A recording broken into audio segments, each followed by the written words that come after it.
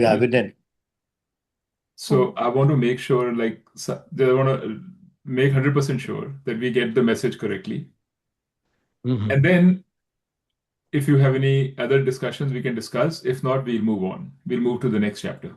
Because I've prepped it because we did it in the other session this week. Hmm. So we can continue with it. So what I wanted to say was so far in Karam Yoga, we made while the Karam Yoga chapter was going on, we created this framework for ourselves, which we call PPI. So Suresh, Surely I'll can just you mute mute you. yourself? Suresh, can you mute yourself? I, I I, think I I Ravi. muted him. Okay. Okay. So, this we created this framework called PPI, right? Purpose, practice, inquiry. I just want to make sure we are completely clear. Purpose. Purpose means what I'm going to do with my life that I'm doing right now. What am I, how am I going to create a purpose? And by the way, this is what I'm describing to you is also Karam Yoga, but it's called Sakam Karam Yoga, meaning it's the initial steps of Karam Yoga. We are not talking about totally Nishkam. We are not talking about totally not having any desires at all, or not having any working without any expectation. We are not saying that right now. To work without any expectation is very hard. So the initial step is kind of Sakam, which means you can have a purpose, you can have an objective, you can have a desire, but make that purpose bigger than yourself. So when I said purpose last time also, we talked about that. I don't know whether I gave you the example of what purpose means. One example which I've found useful is for a doctor. So, for example, a doctor sets up a clinic and has a purpose. And typically, the doctor's purpose is I want to make this clinic run. My patients are there, I'll take care of them. But eventually, he wants to or she wants to earn so that he and she can take care of himself and his family. So the clinic is a profession, like any other profession, any other thing. But the purpose is I want to make money. I want to take care of my family.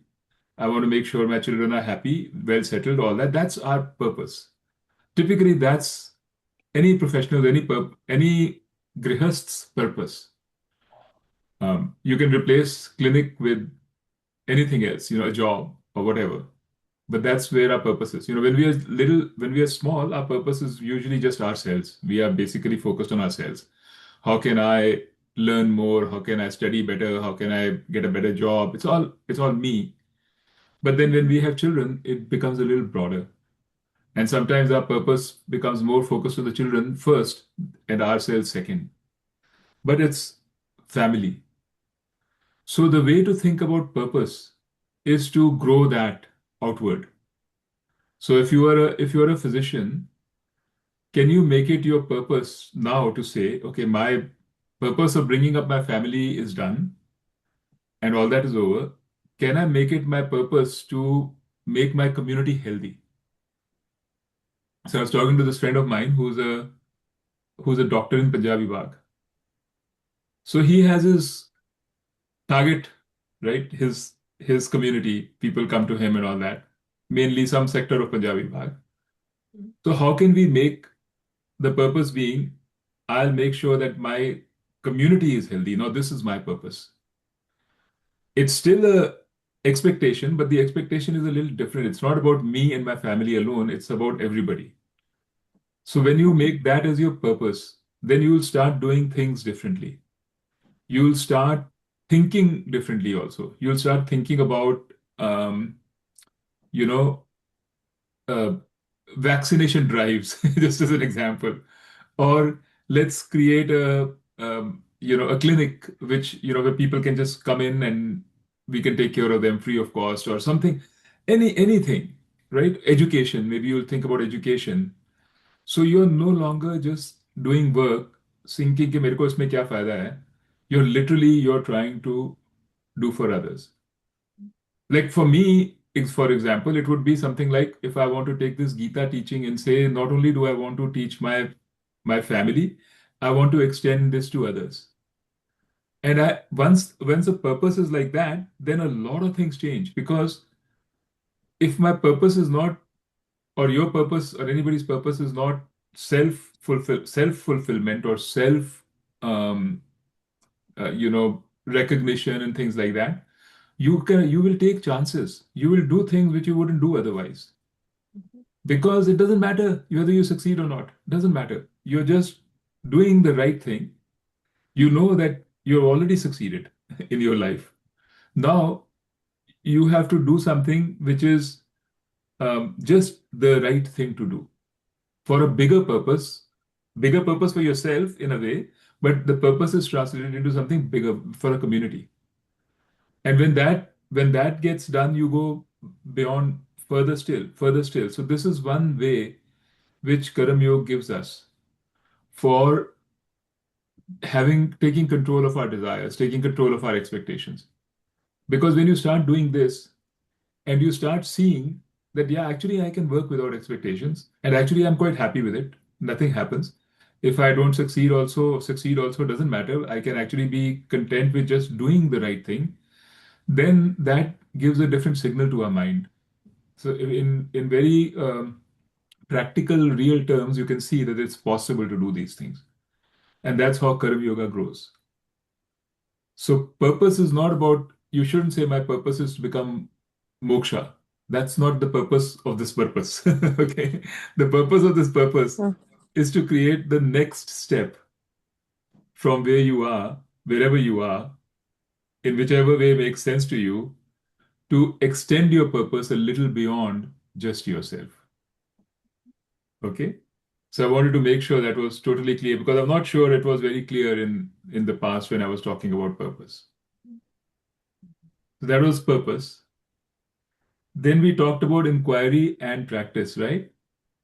And I said inquiry, um, the most sort of the fundamental inquiry is inquiry into our samsara, the fact that I am a samsari. And and then practice is to work on it. So I was thinking after our last conversation that you may want to think about this inquiry in your mind in 4 steps. I'm making this stepwise just so that I make sure that I'm conveying the point. It doesn't have to be steps, okay? I'm just trying to make it easy to convey. So how would you do an inquiry about my samsar? Like I am in samsar. The first step would be to notice the symptoms and understand the symptoms. Because the symptoms themselves, we don't understand, we overlook. Like if I was to ask, a lot of people I've asked, because now I'm talking to a lot of people on this, right? So I have some experience.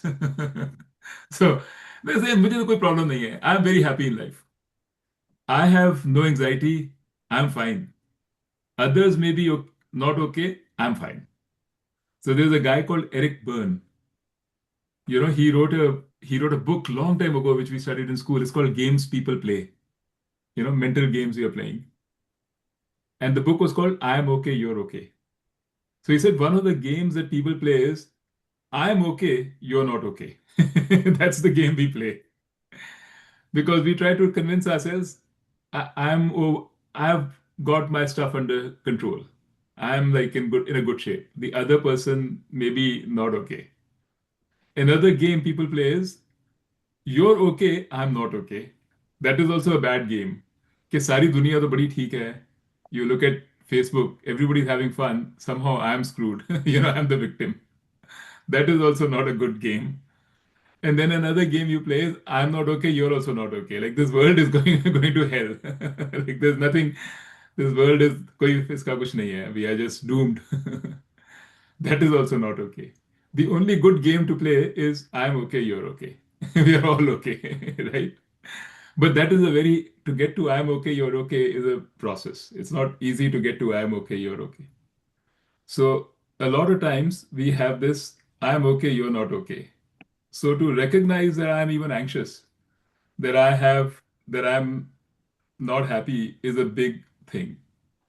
So that is the first step. So, like if you look back at your life and see what are the moments when you were stressed or you didn't behave in the optimal way, or you could have been more at peace and you were not at peace, just dispassionately start looking for those moments. You will build the muscle to actually see the symptoms. Okay, so that is step one. So don't come back to yourself and say, I don't I don't need any help, I'm good. Like, you're most either you're a jnani pocha hua, which you know, or you're in denial. Okay, so that's first. Then the second step is understand the cause behind it. Because so now you're saying not the symptom, but the problem. And that you need Gita for that. Because Gita is telling you that the cause behind your problem is not anybody else but your own samsara, your own mentality, your own incorrect, misplaced expectations, driven by your issues, by your feeling of, and like dread, or your feeling that I'm incomplete, I have limited time, I better do something because I'm not good enough the way I am. I have limited time to become better. If not, I will just die incomplete, right? It's these things come from samsara. They come from this feeling that I am not good the way I am. I need to become better to be happier. I need to go to a different place. I need to develop different skills. I need to have a different mindset. All of these things, one after the other, they seem completely convincing. And you'll say, oh my God, of course, if I could just do that, if I could just have a little bit more money, I'll be totally fine. But the the inquiry, the real inquiry here is to actually inquire and see, is that really true in my life? Did it, from everything that I've seen in my life, is this what I find? And many people may say they are not able to go any further than this because they may find their life has been so full of problems, so many issues, that they have no ability to realize that it's possible to be happy the way I am. It's impossible. And then we wait for the next life, right? For the next step. But a lot of people who come to the Gita, who come to this path, somewhere deep down realize this, that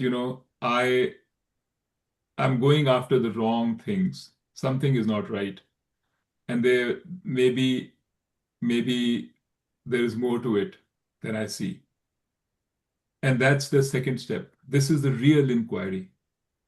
So inquiry means, having heard this from the Gita, that you are the cause of your own happiness and your own unhappiness, now try and find this out in your life. Through life experience, see whether it's true or not. And you don't move forward till you understand fully that this is true. Because otherwise you can move forward by learning more. I will go to the next chapters also, and we will learn all the things Gita says about your Bhagwan and everything, and self-knowledge, all those things we will learn. But it really wouldn't do much because our ground floor, our foundation we are still struggling with the foundation, right? Because we are not convinced that by changing my attitude just now, I can transform my life. We're not convinced about it. Or that I am just fine the way I am. So the messages of the Gita or Vedanta will maybe make little difference, but they'll generally bounce off. So that's the second step, very tough step, inquiry. But then I wanted to introduce a third step, which is acceptance, which means literally to say, because this is not different from the second step actually, but I just want to point it out because I've heard from a lot of people about this, which is the fact that I'm responsible for my issues, my unhappiness, the fact that I have issues and I have problems. I recognize it and I'm still okay. I accept it. I accept it as a fact of life that nobody is perfect. And maybe I had an impression that I'm better than I am. In some cases, that may be true. In some cases, that may be false. And I'm okay with the way it is. I'm not going to hold myself responsible for being the way I am. No, Nitin, but That why can't you improve yourself? Why are you and okay with it? that's what I'm trying to say. This is number 3 step.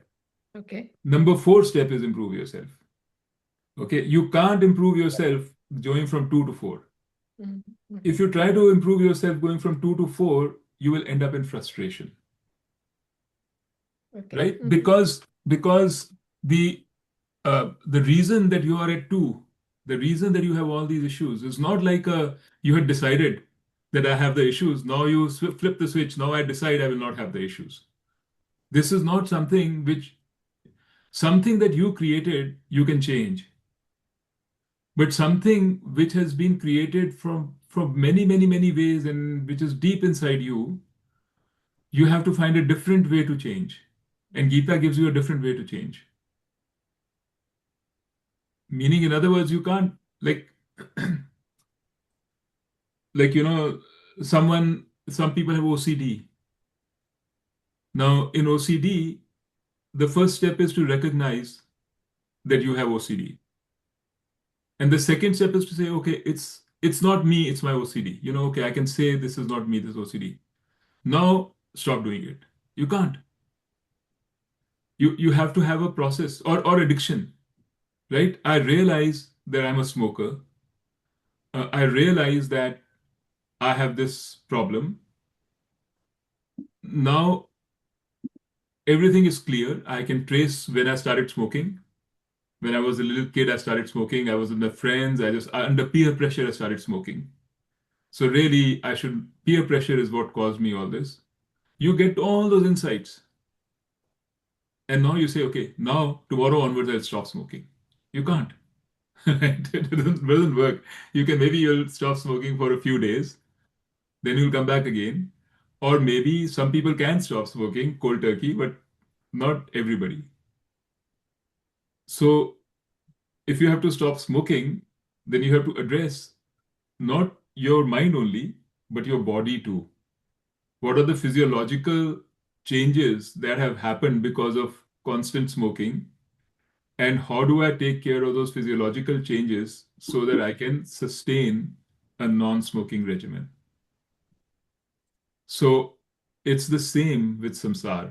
I mean, this maybe not imperfect analogy. The first, the main thing that caused the samsara, that caused this problem, is a feeling of dissatisfaction with ourselves. Because I want to become better. I want to become more wealthy. Because I'm not okay. I am not fine the way I am. That's what caused the samsara. If that is still there and you're just translating into saying, okay, now I want to become better by becoming a non-samsari, that foundation of non-acceptance of yourself is still there. And then you're trying to say, I will change to be more, to be different. So it doesn't work. I mean, I don't know whether I'm explaining this correctly. If you don't have this third step of acceptance, then wanting to change will become another desire. Then you'll say, पहले आपको था, my desire is to have a good house, a lot of money. Now my desire is to have a perfect mind, you know, which never gets angry, which never gets upset. That becomes another desire. Then you run after that desire. Until you meet that desire, you're unhappy. Oh shit, today again I got angry. you know, it doesn't mean anything. It's just a change of, as they said in Pretty Woman, it's just a change of geography. Instead of running after something filthy, you're running after something fine. You're running after some beautiful thing, but still you're running after. Mhm. So the third step is very important, which is to say, acceptance. I mean, which is not to say acceptance doesn't mean that you don't want to change. Acceptance means saying, I'm not going to hate myself because I am imperfect. I can see the imperfection in myself. I can see the problems, and I will not hate myself. I will accept myself. Be thankful to God that He's given me even this. Be thankful that He's put me in this earth and I am enjoying everything around me, and life is, there are things to enjoy. I have an opportunity to change, to enjoy. I'm thankful. I'm good. Now, with this mindset, now you go about saying, okay, let me try best I can not to get angry. How can I not get angry? And I'm telling you, this will make it much easier, because the root cause of anger is dissatisfaction, and that root cause is being addressed. So it is easier then to not lose your cool. Then it's a matter of rearrangement. So your that is the reason for the third step. And that's why I wanted to have this conversation today, to make sure that I communicate this in a very, very emphatic way by creating a separate step called acceptance, which so far has been always clubbed as part of two. You can't do inquiry without acceptance. So two and three have always been the same thing, but we don't realize it. Only when you have acceptance can you actually do inquiry. Can you actually see without fear what are the things that are wrong with you? Otherwise, we can try and we won't see. Our mind will refuse to see what's wrong with us. It'll find defenses, it'll find ways around it. It'll find, like sort of, no, ये ठीक नहीं है, this is because of this reason or something like that.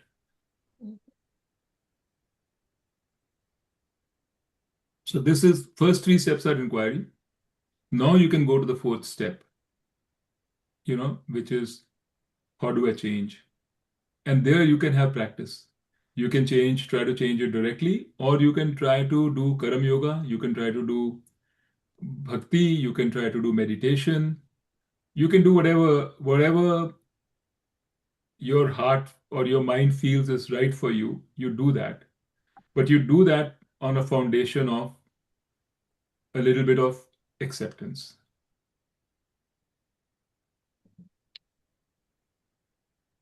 Okay?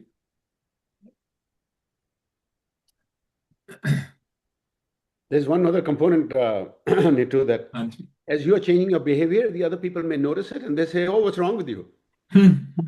Why are you so quiet today?" Yeah, what happened to all this ambition? Yeah.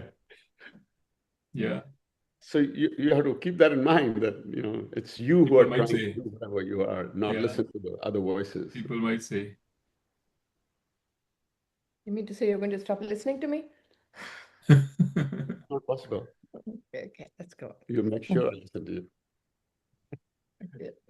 But I have a different problem, which is my wife tells me, you talk a lot about Vedanta, but nothing has changed. So that's a different issue. She tells me, तो बाकियों को सारे ज्ञान दो, मेरे को उनमें बता. Right now, you haven't done the dishes. Why do I have to remind you every night to do the dishes? And that's the wife prerogative.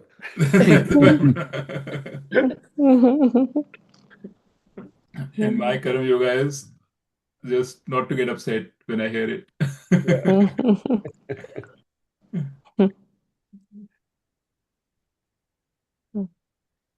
What you're saying is this: if you can't accept what is going on, we got to change.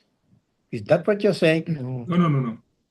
I'm saying actually what Gita and Vedanta actually say, if you're willing to, or if you're able to do it, is you can accept happiness is in this moment, right now, just where you are, whichever state you're in, whatever mental state you're in. I mean, a mental state, nature, or whatever your body and mind is like, whatever your geography is like, just where you are, happiness is there. The key to moksha is to unlock happiness just where you are. But we can't do it. We can't accept it. This is the ultimate message of Vedanta.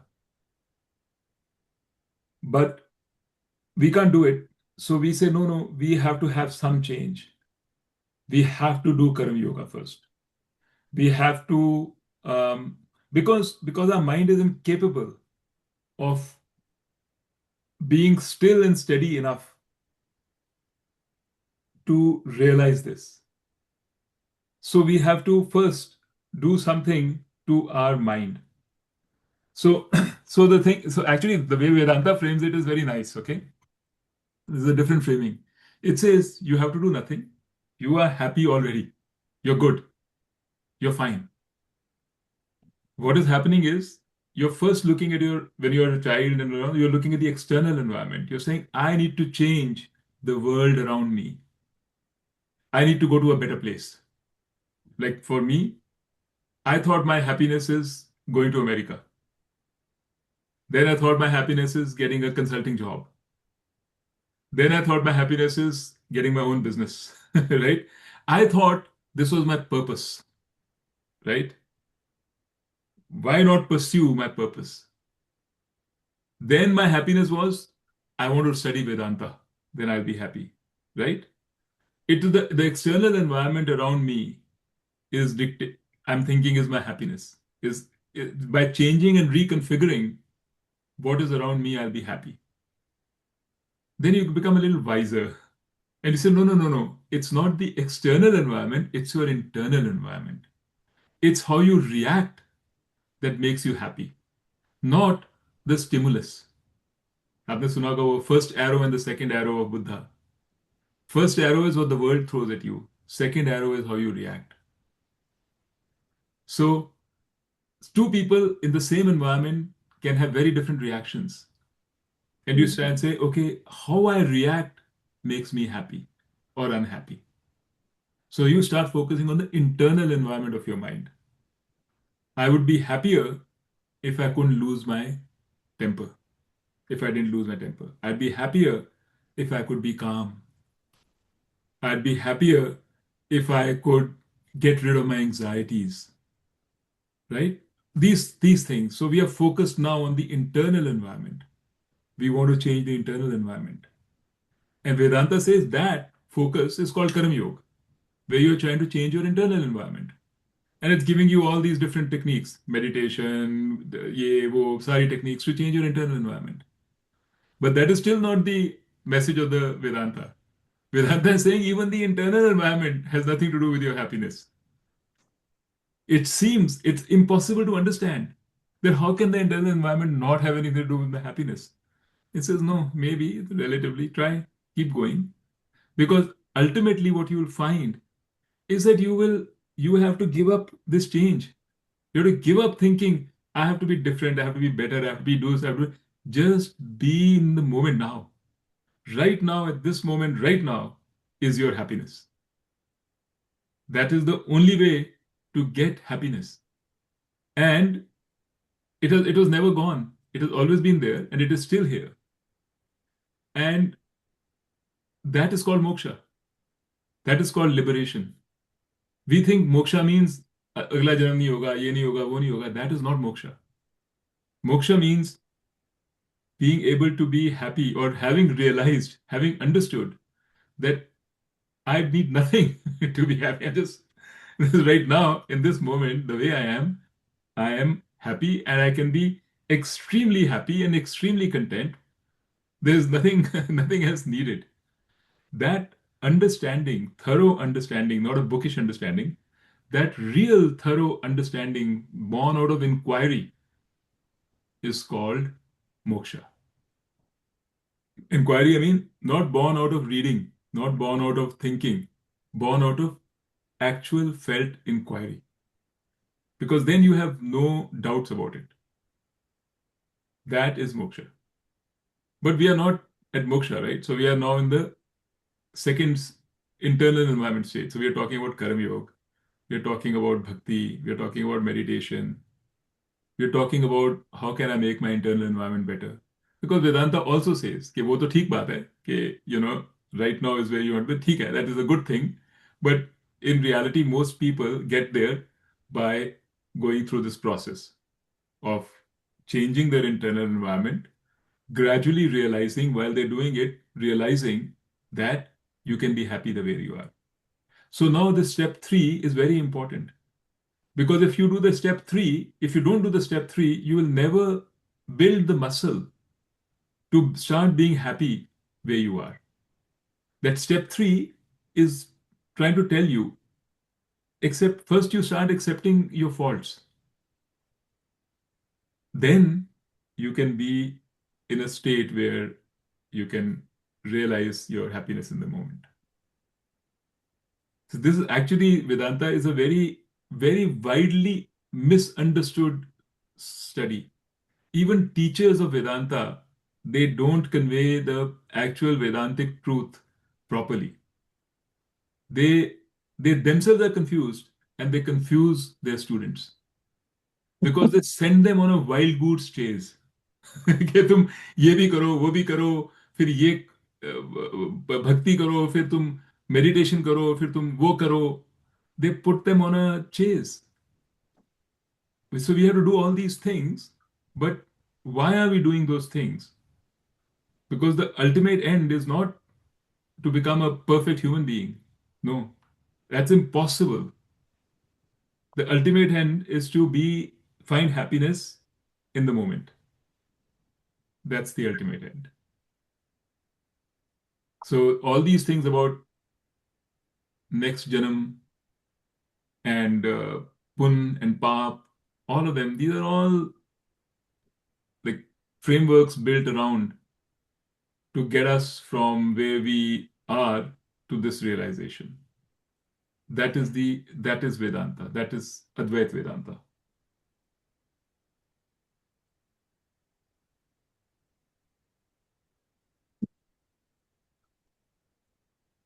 So this was an unplanned excursion, but I think a useful one because I think it's important to understand. Yep.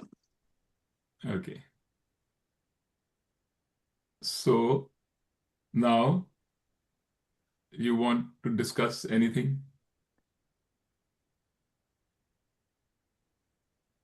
Otherwise, we are going to go into more philosophical stuff. Yeah. So now we can take it easy today. Maybe next week. Yeah, next week. But I think it's a good idea to ask questions now. It's good to what is everybody dealing with and how they're dealing with it and coping, etc. Yeah, so tell us, Tony Bhaiya. Can I just say, sorry. Sorry. No, go ahead. Go ahead. No, Tony, you said. No, I did my thing last time.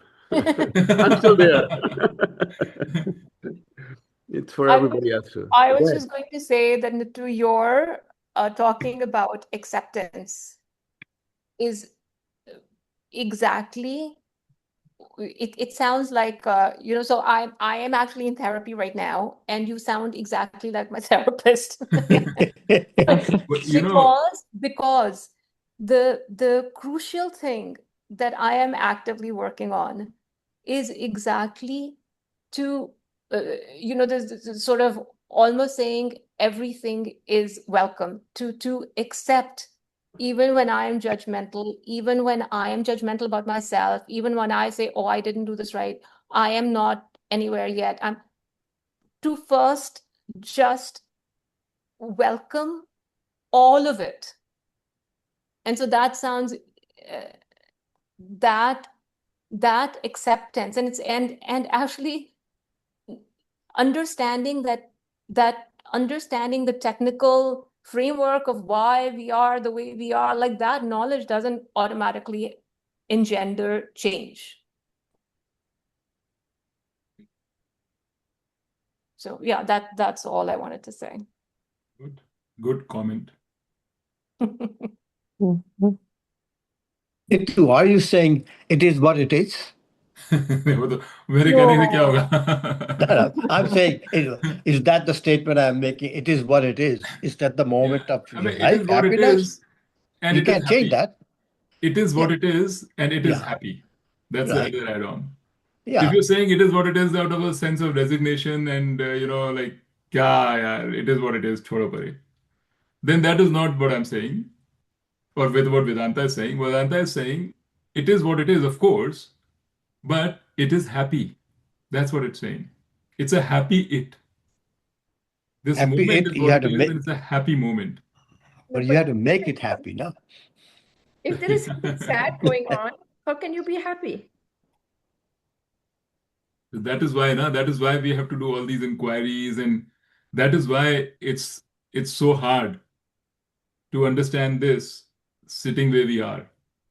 That's why we have to do the inquiry. That's why we have to do the practice. I mean, I can give you the technical answer for that, right? But it won't mean anything. I can just give you I can explain to you what Vedanta says for this, but it really, that is the point. When you see so much sad going on, that is, and you are sad. So it's not that there's so much sad going on. That is one thing. What you're saying is, when there's so much sad going on, I am also sad. Correct? That's what you're saying. Yeah. So I can't be happy. Yeah. Technically, if there's a lot of sad going on and you're not sad, you're fine, you're happy. No, but that means you're completely indifferent. And is it No, right? no, I was not saying. No, that is I'm just trying to say, to simplify, what you're saying is there's a lot of sad going on. It makes you sad. Yeah. So you're sad. So Yeah. how can I be happy? Right? Yeah. That is the thing. So I view it a little bit differently. I said there are lapses of sadness or unhappiness, but Yeah. it doesn't mean you're unhappy. Those moments came, you were sad, life goes on, and you Yes. come back to your. So, that's the differentiation of 100% happiness versus a 90% happiness or some such thing. Yeah. But that's life. That's going to happen. You're going to have moments of sadness. It doesn't mean you're not going to be sad. It just doesn't mean that sadness prevails in you to be unhappy all the time. Correct. It doesn't become suffering. Transient. Yeah. Yeah. Yes. Yeah. That's the difference between sadness or grief and suffering. No, absolutely correct. And actually, when you can see already, now that you have this attitude that things come and go, I'll be unhappy, happy, something, you are automatically happier. Whereas a person who doesn't have this attitude will be overcome by sorrow, which is what Arjun was. When Arjun found himself in the battlefield fighting against his Dadaji and all that, he was overcome with sorrow. He was like, he thought this is the end of the world, that I am doomed, the world is doomed. He painted all these pictures of how Adharma will create. I don't know whether you remember. He created a catastrophic scenario in his mind, and he said, I can't fight, and he sat down. And he thought he was very smart and very wise to have thought through all this and then come to this conclusion of catastrophe which is about to happen. Right? Just like we do also. We create a catastrophic environment for America. अभी हम सोच रहे हैं कि America का तो छुट्टी हो जाएगी, right? But maybe Krishna Bhagwan would tell us that probably 200 years ago also we were thinking the same way for some other reason. And 50 years ago also we were thinking the same way for another reason. So Gita is the same thing. So he was telling Arjun that this catastrophe is in your mind. You have to do things, and some of them are unpleasant things, but it's not a catastrophe. Okay, Nitu, so coming to a little more personal level, Okay. and that is taking K's example. Okay, but then I think Rupa doesn't want to do that. No, but There's a how do recording you? going on. Recording ना कर मिता recording ना कर मैं बंद कर दूं recording? recording बंद करके या मिता knows what she's talking about recording I'm बंद कर just they saying, for myself too, how do you Yeah. accept Okay, hold it? on. Let me just pause Right. recording. Right. I'll pause.